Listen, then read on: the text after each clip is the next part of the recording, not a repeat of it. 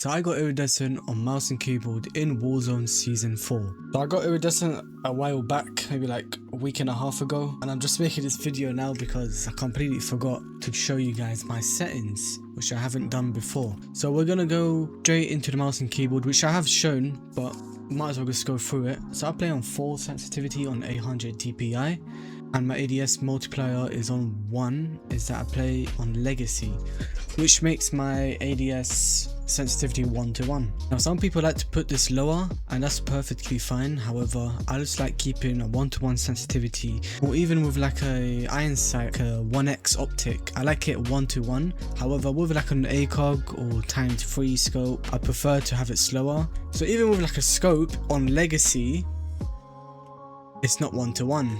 What it usually is, it does 1:360 and a little bit.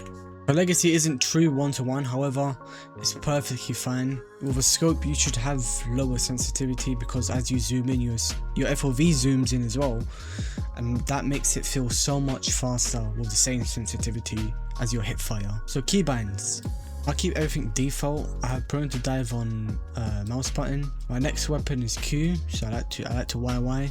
It builds momentum as well by YYing. Fire mode, I like to keep it on P, because if it's on B, which is next to the melee, I press it by accident and I just enter a gunfight and I shoot like 1 bullet because my gun's on semi-automatic. But that's just my problem, that's just mine. It's all preference at the end of the day. Tactical, I keep that on the other mouse button. E, I have as ping, so if I'm in a fight I can ping people or live ping them. However, in ranked you can't live ping anymore. I still keep it as E because I like it. I just like to ping with E instead of middle mouse button. These are my movement settings, everything pretty much turned off. Parachute auto behavior, I keep it on free fall, even though I should put it on off. However, I don't know, off just doesn't work. Like it auto parachutes while having off on, I don't know why. But free fall, that's just like off. I mean, I don't know. Advanced movement settings, I think these are all default. I don't really change anything here. Combat, all default. And with keybinds, if you hover over melee and you click dedicated melee weapon activation, and make sure it's set to press melee, not hold melee, press. Or just this makes it so you can instantly pull out your knife with a press of a button. It's very handy when it comes to like running away or just running around in general. It feels way better as well, and it's very handy. And let's go with controller, because I don't know, controller, I used to play a lot on controller. I got Iridescent before on controller as well, so I usually play on 4:4. However, this is way too high for any ordinary player that just wants to play the game and rank up. So I like to keep, another sweet spot for me is 2.25. This is very nice of a sensitivity to have on controller. And another thing is that I use swap R1 and R2 or whatever. So I shoot with R1 and aim with L2. I like this because I can claw easier while shooting and aiming. It just feels way more comfy. And the aiming advanced setting, I keep it on instant for transition timing. My aim response curve type is on dynamic.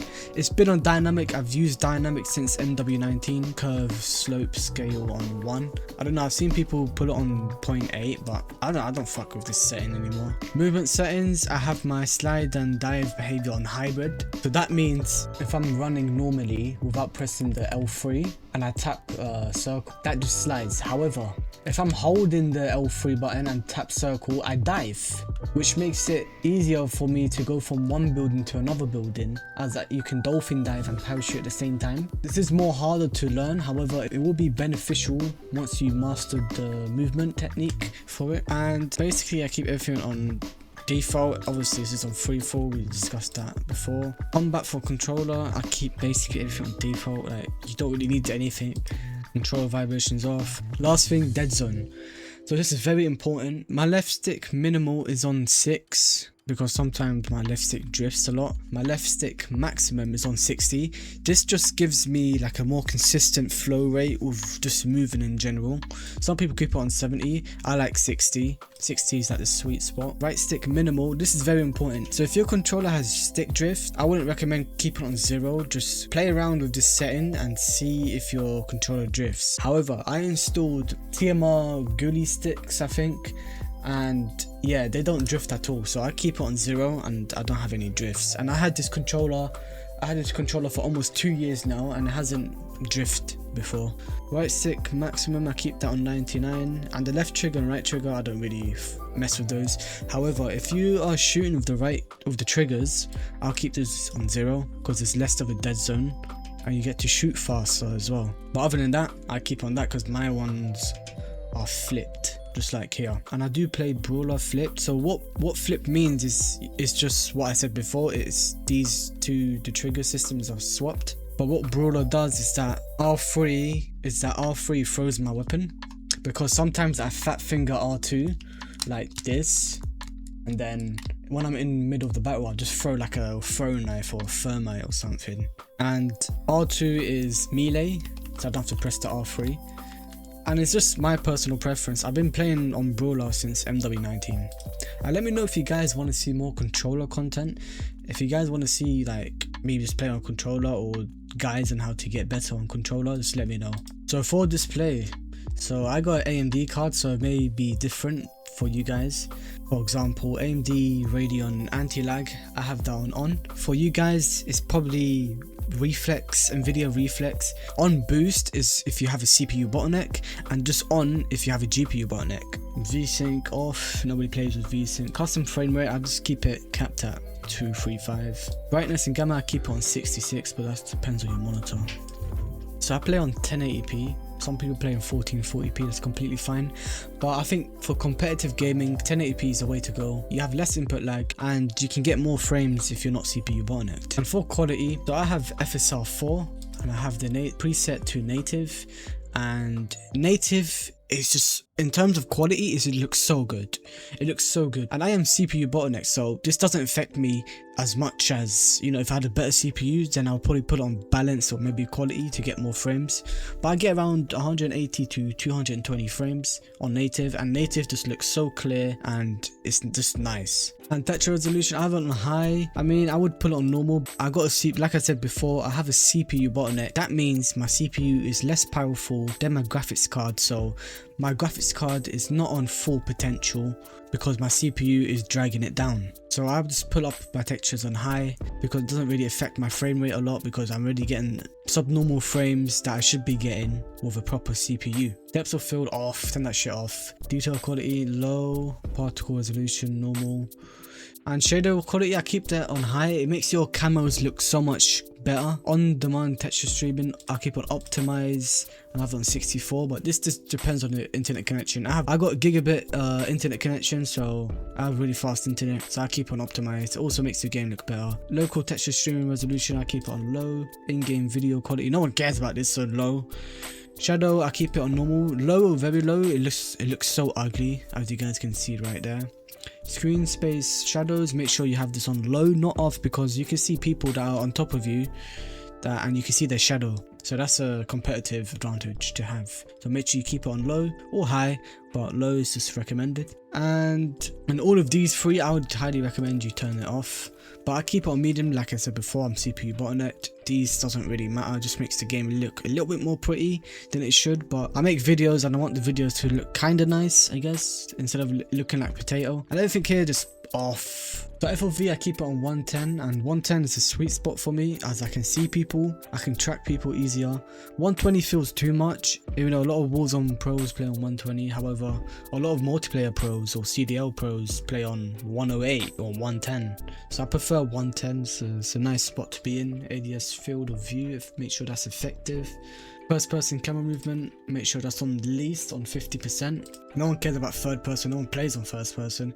Inverted flashbang, make sure you keep that on. Or you can have it off, unless you want, you know, sieges or something. I mean, when you get flash, instead of your screen going white, it'll be black. That's all up to you guys. Audio, master gain volume 30. I mean, it just depends on your hardware and your setup. Enhanced headphones, I have that on.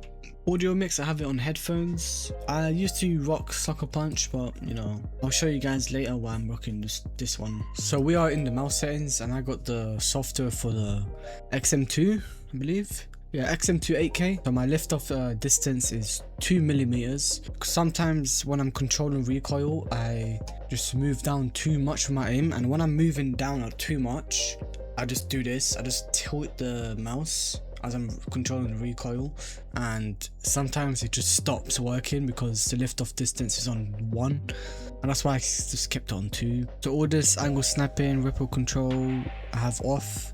I play on 800 DPI. So polling rate I have it on 4K hertz, motion sync off, slam click filter off, motion jitter filter off, and this is the speed thingy that you can put. However, I do sometimes get double clicks, so I just have it off. And other than that, that's it for the mouse. Oh yeah, by the way, I just want to mention, on like games like, or aim training like aim labs, I set my polling rate to 1K because it does put more load on the CPU, and some games don't support higher polling rates for mouse, so you just start lagging. So I sometimes put this on 1K. So here are my AMD settings. So AMD FSR upscaling I have done on, that means default on. I don't think I have off, even anti-lag, because it's already in the game. And when I had the anti-lag on, it just created more problems. But other than that, most of this is off. I do have a custom color, as you guys can see, the saturation and everything. I don't know why it keeps turning off. AMD is just a bug. It's just a bug out. I don't know why. But if you're having no problems with anti-lag, make sure you have this on, because it does make a difference. Make sure your drive is up to date as well. I forgot to mention my sound card and what software I use for the sound. I have the Sound Blaster audio card, and it literally looks like this. Plug in the headphone and the microphone, and this is the software for it. So for the first section, the Pro Studio, I have Crystallizer on 100% and everything on off because you don't really need that.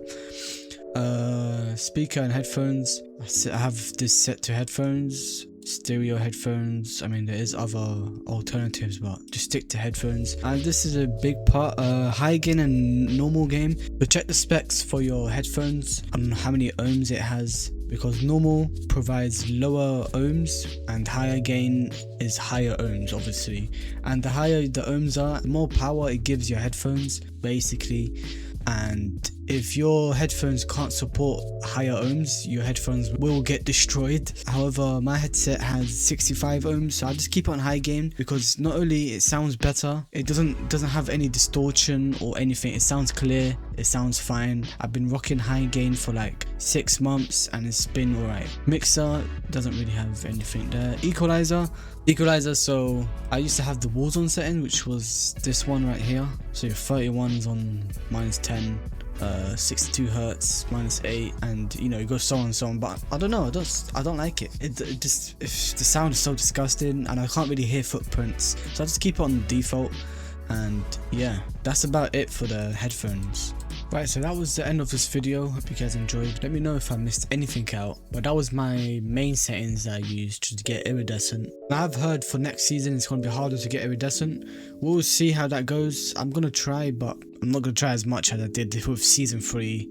But other than that, if you guys enjoyed, leave a like and subscribe.